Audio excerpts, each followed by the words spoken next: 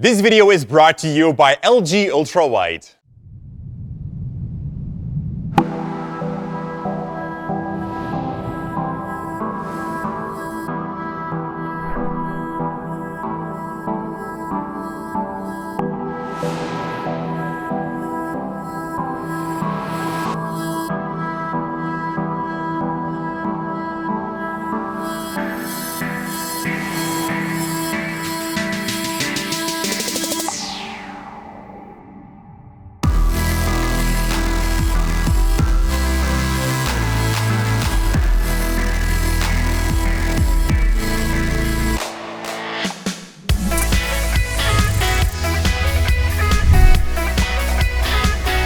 Hey guys, it's Jordy here for Cinecom.net, and if you've been following us on Instagram and YouTube stories, which is something new here on the platform, you know that we got a red digital cinema camera. And more specific, the red Gemini, which can shoot at 5K resolution and has a dual ISO sensor, which gives you better low light results. And we also got a basic rig around the camera, which is a very personal choice. The red is a super modular camera. You can swap mounts, choose to work with a side handle or not. There are different backplates, etc. So together with some third-party rigging components, you can create a unique camera build that suits your personal needs. DSLRs can also do that to an extent, so camera rigs is not something new to me. I knew perfectly upfront what I needed. Before we ordered the red, we first checked it out at a local dealer who gave us a ton of feedback about its modular system. I was able to try out different parts and even take the camera outside for some test shots. Now, why in the world would you pay 40 grand for a camera? What's so special about it? Well, first and foremost, I need to say that it took me more than a year to finally make the decision to buy one. It's not a cupcake that you buy at the bakery. You have to think this through. You need to have the camera in your hands before you buy anything. Maybe rent it for a couple of days.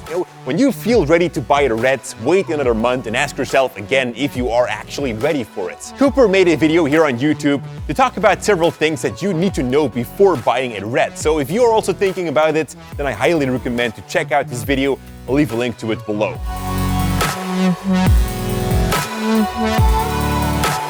This weekend I was shooting for our Wednesday series called Cine Battle. We are working on the final episode in which we have to shoot and edit an entire music video in 24 hours. So if I look tired, then sorry for that. Anyways, it was my very first shoot with the red and it went pretty amazing.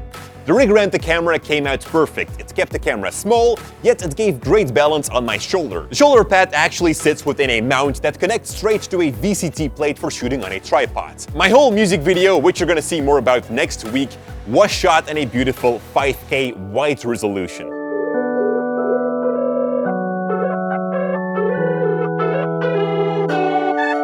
So then came the editing. And these are not real shots of me editing during the battle, by the way. We moved one PC to the studio because the office is currently a pretty big mess. Anyways, LG sent us a brand new monitor. This is their second ultra-wide monitor in the lineup, which has a beautiful 5K resolution. You can find out more about this by following the first link in the description below. First of all, a big thanks to LG for sponsoring us today.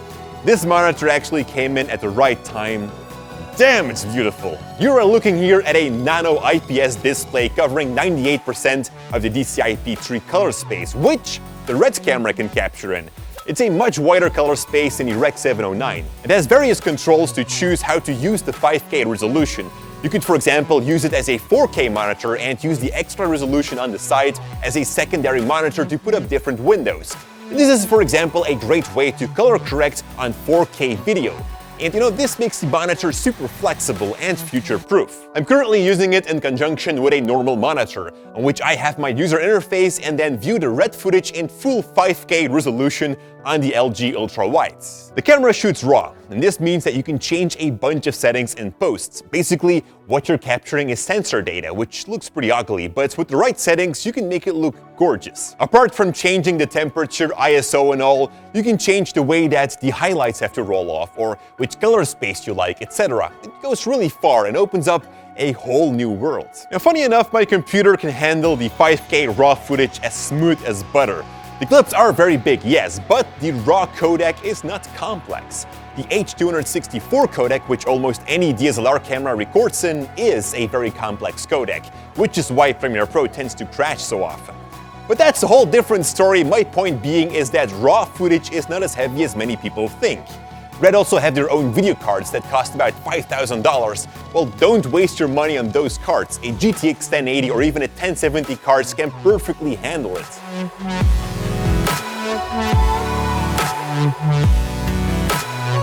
So then, what convinced me to call up the dealership and give them a green light to place my order for the red Gemini? I started filming on a simple handycam that worked on cassettes.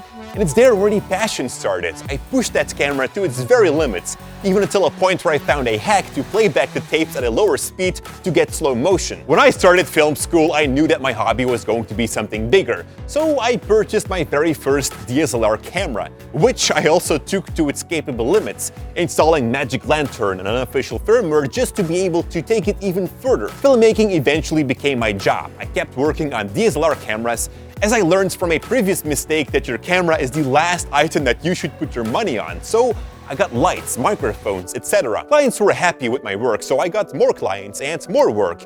I was able to hire Genic to help me out full-time. More work was coming in and clients were expecting a higher level of work, so I got a gimbal, a jib. Eventually, I was able to get my own film studio, which opened up a whole new world for me. The things that I learned by just having space is tremendous. I was able to experiment a lot more with lighting, design sets, testing out different things, run upstairs to the editing room, run back into the studio and adjust where needed. All of this on a DSLR camera. And like with every of those next level steps, I don't need a red. No, this red camera won't make better shots. I bet that you won't even see the difference, but it's like with every new investment that I've done so far. This is a cinema camera in which I have very little experience. So that means that there's a whole new world to explore, new things to learn about, and hopefully I can share my experience with you guys. Thank you so much for watching. Thank you, LG, for the support, and as always, stay creative.